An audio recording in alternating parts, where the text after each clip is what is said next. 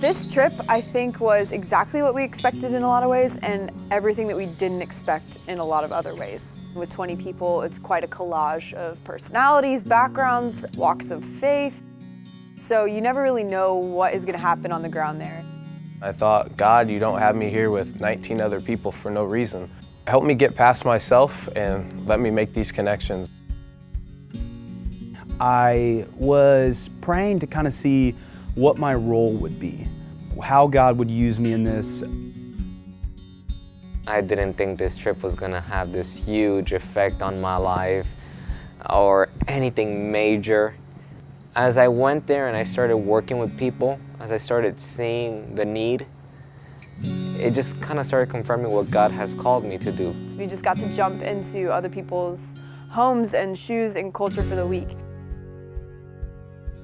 We arrived at school bright and early, 5:30 in the morning. 5 a.m., welcome to missions. When we got to the tri-rail, that's when it started setting in that I'm really going to Guatemala right now.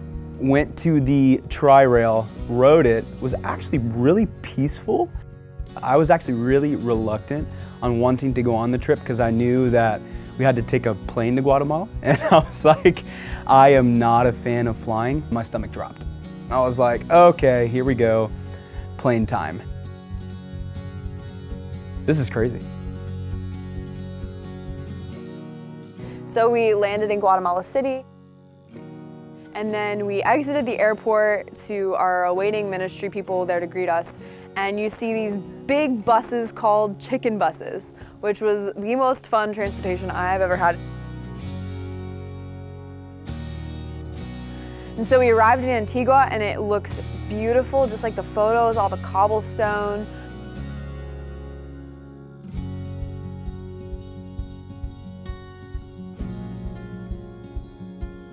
Prayer ministry in a foreign country is one of the most humbling experiences that you'll ever have, and it really shows you a lot about what is prayer at its core. That's when you really do rely on God and the Holy Spirit. When you are praying for someone who doesn't understand what you're saying, that it just gives it a whole new meaning and weight to it. And I really loved how open the Guatemalan people were to prayer of any kind, no matter what language you spoke. They just knew that prayer works, prayer matters. There was a need. People wanted prayer. People needed Jesus, and I was able to speak their language. At one point, I had a guy come up to me and just really wanted to pray for him. And at the end of the prayer, we both started crying. And it was just powerful because God doesn't have a border when it comes to language.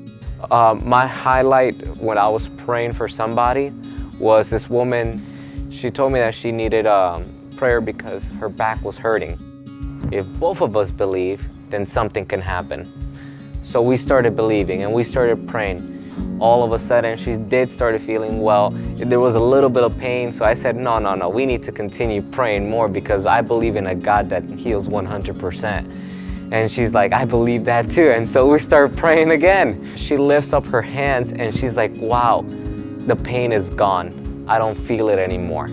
How often do I just ask for prayer like that with the belief that something's actually going to happen? God, you brought me here to see this, to see what you can do through me.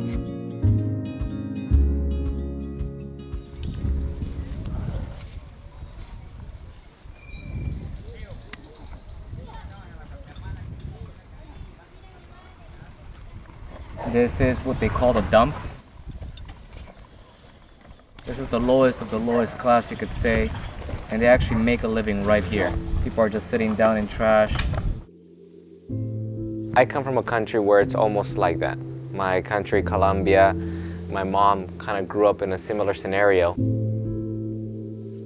People were taking the trash that they could find in the giant dump area. The cardboard, they will make it as their floor, and they'll grab any piece of any rod or anything that they could stand up and try to make their roof with another cardboard.